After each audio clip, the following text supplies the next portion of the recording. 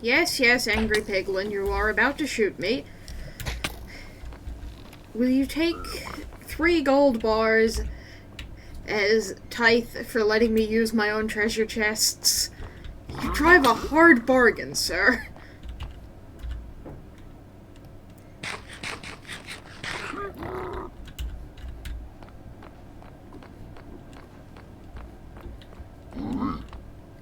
Are you happy now?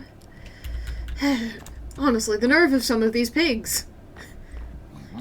And I intend on procrastinating my balcony out here until after I have in the walls for the 2nd and possibly 3rd floors. Until I'm starting to consider the roof for the 2nd floor, perhaps.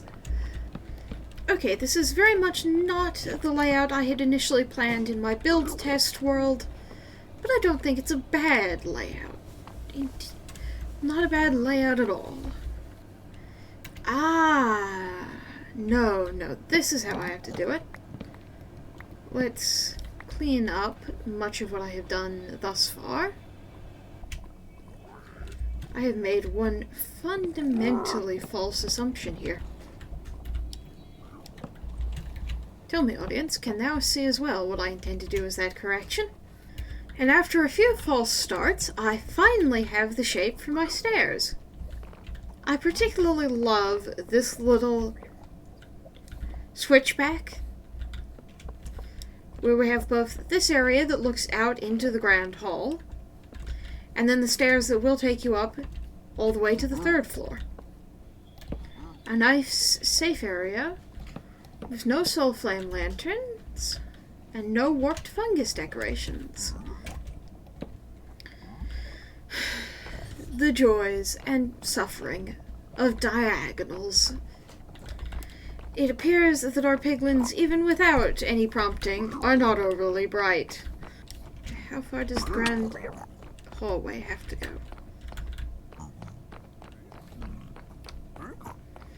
Very well, let's test. How far does the grand hallway have to go? If I have...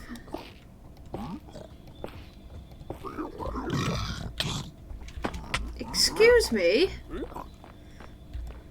Bad baby hoglin. So anyway, if the grand hallway goes like so, is it still grand? Is that enough grand hallway space? I think it is. That stairway doesn't need to go all the way up to the 3rd floor. And of course, I don't want my base to be perfectly symmetric or perfectly asymmetric. I want there to be grand symmetry, but I also don't want it to just be a rectangle. I want it to be a collection of rectangles that are different.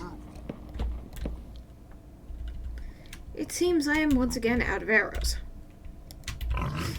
We know the solution to this, though, now that I have 2 floors. Lava buckets upon mine enemies. We get to have yummy, yummy bacon.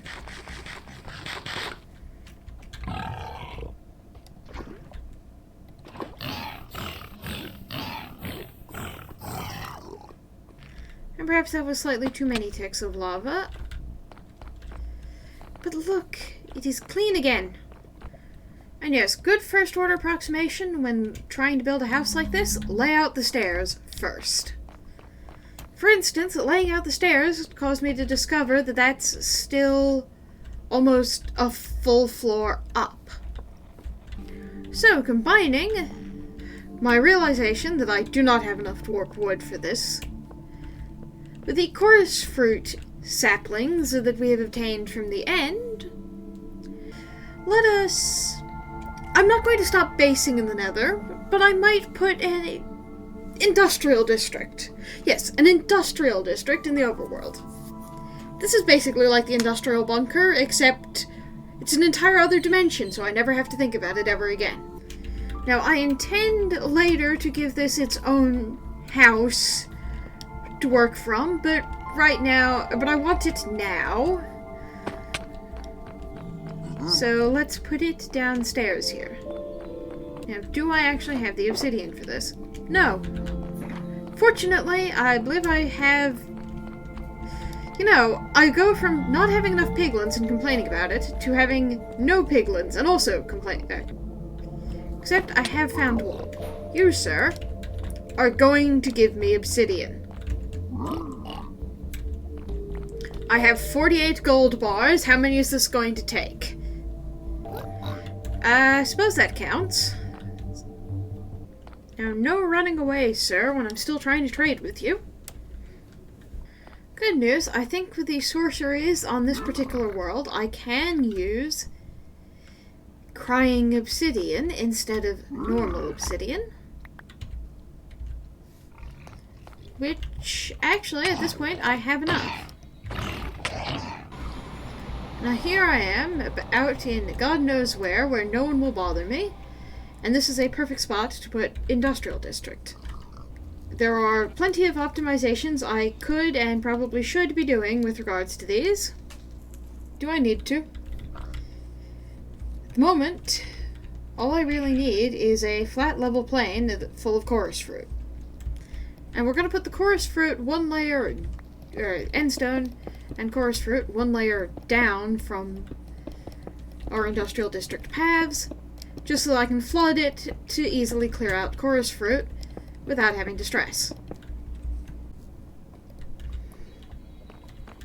Okay, the problem with putting in magma blocks at this height, specifically to catch falling piglin, is that it really ruins my door aesthetic.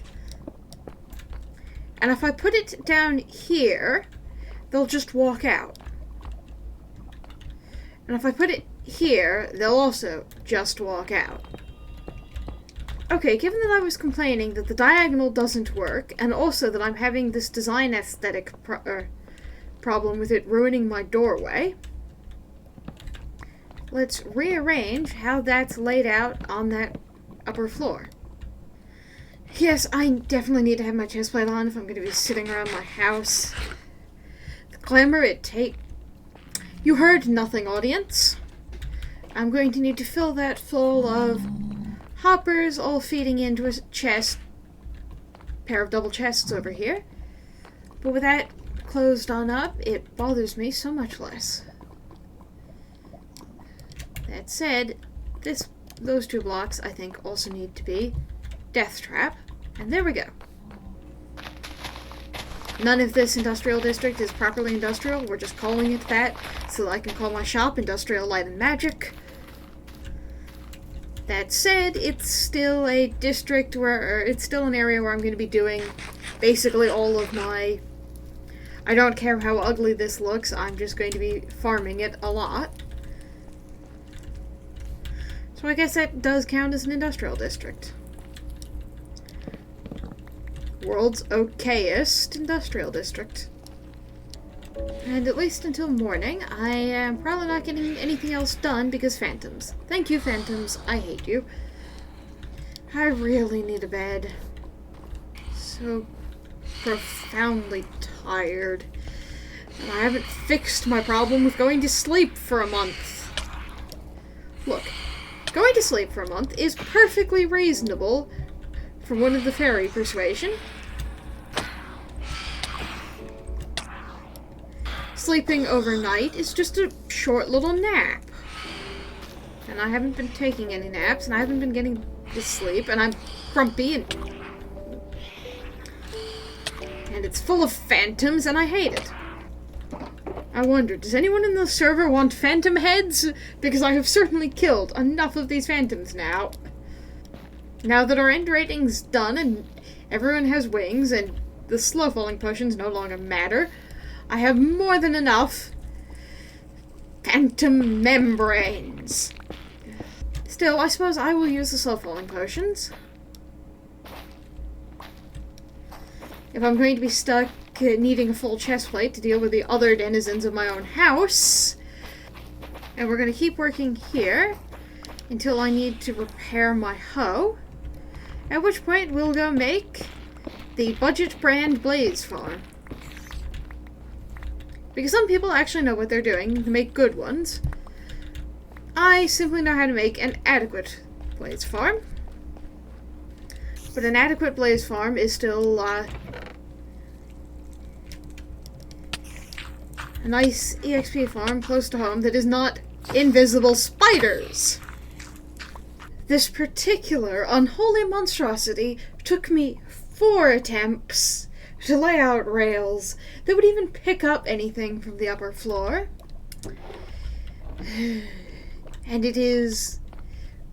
And it took me so long to get it to stop fiddling that trapdoor every time I tried to turn off the minecart. And it still looks monstrously ugly. And I will cite this as proof that elves were not meant to do redstone. And now we're going to watch as my minecart... Oh, right. I need to turn my minecart on.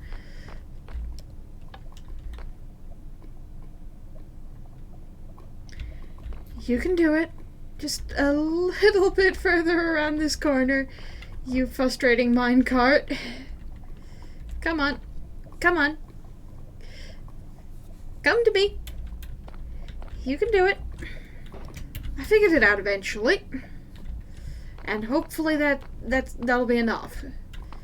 Because if you think I'm fiddling with this again today, you're crazy. I'll just do something nice and relaxing, like making a little nether brick fenced area to stash a strider and go tame a strider.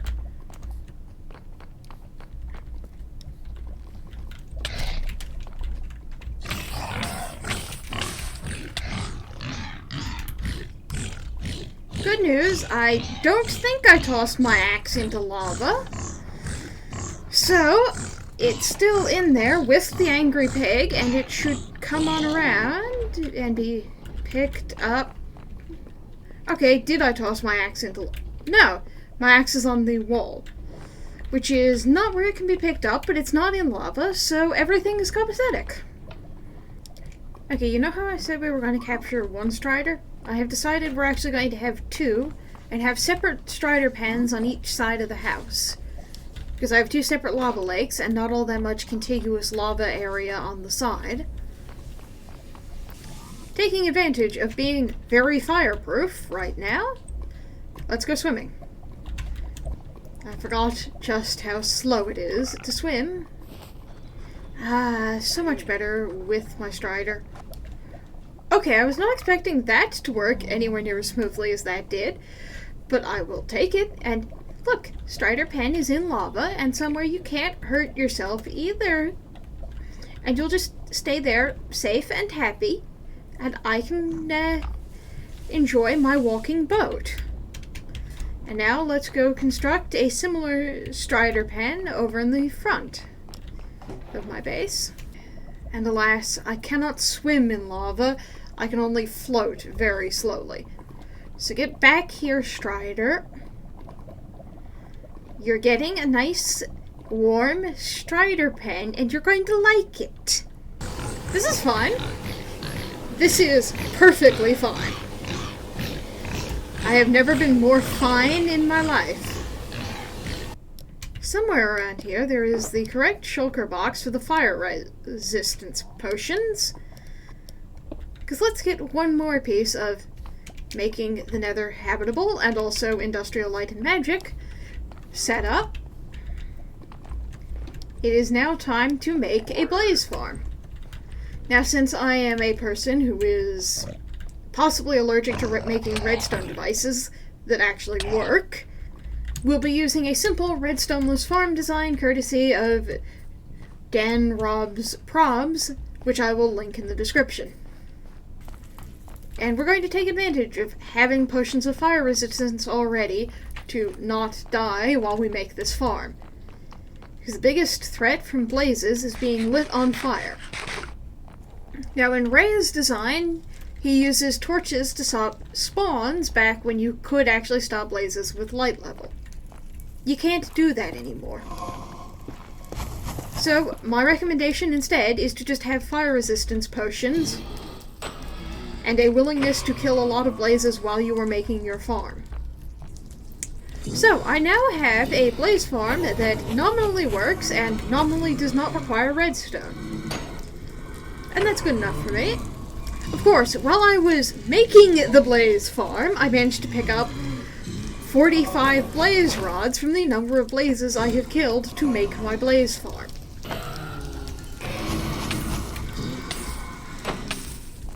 Warning, user error may result in catching on fire repeatedly.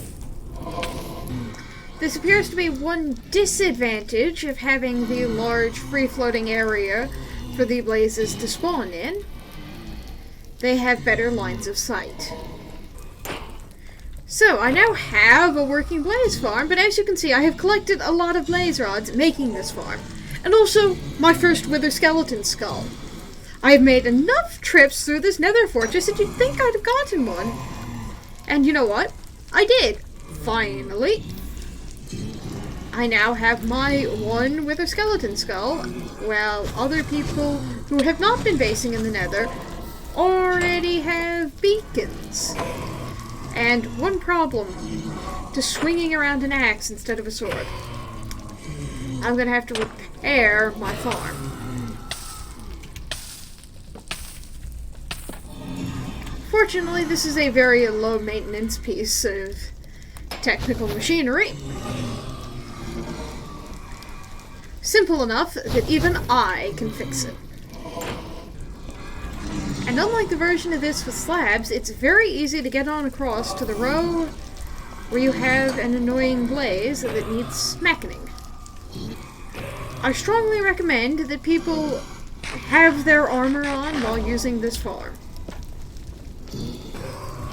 It may be an EXP farm, but it is not a safe EXP farm. It's, shall we say, just a little bit dangerous?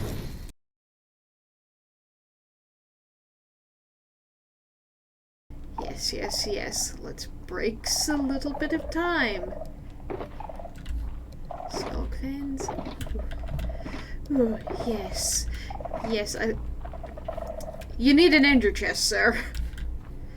So, let's go retrieve some of my diamonds and relieve this skulk shop of its time-charged blocks.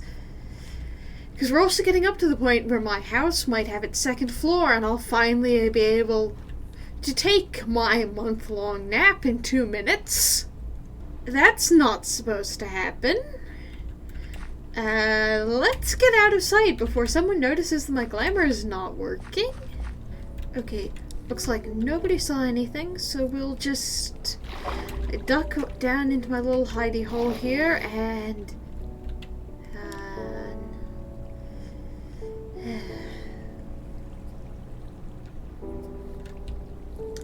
Well, I'm still tired, but let's grab those diamonds to buy the skulk and put my glamour back on. Here we go, that's fixed. Now I look like bright, chipper-eyed spring, even if I don't feel like it. And oh, the lovely power of doing an aside to the camera, where no one without a little bit of watcher powers can hear me. But one of the first lessons one might learn from watching one's villainous rivals is this: do not monologue where the heroes can hear you. Perhaps I'm violating that rule. And I have plausible deniability if the hero decides to confront me on this. Either Plasma Hero, the resident hero of our server, or Director Amelia, who will preserve us from time-space shenanigans. After all, I'm bright, friendly Laurora, who wouldn't hurt a fly. Maybe some blazes, but no flies. And I only really need a little bit of plausible deniability, right? It's not like they've heard me actively monologuing on the server. They just have what they saw in the dreaming, and that's not evidence. Well, I think that's enough skulk that I can start building my house. I foresee buying more skulk in my future, but I also have a shop to set up. And I think, given that skulk is magic, we're going to use some skulk veins and gilded blackstone in amongst my shop design. Mangrove trapdoors, not certain how I'll use them, but I will. And maybe a little bit of obsidian, because obsidian is how we make portals. Mangrove roots, again, I'm not certain, but can you really go wrong with the addition of a little bit more leafage? You can't.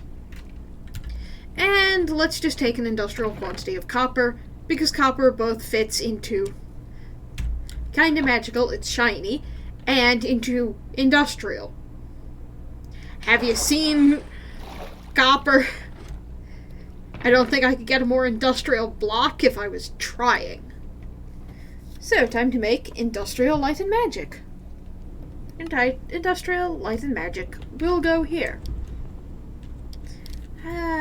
Let's just close my eyes for a few seconds.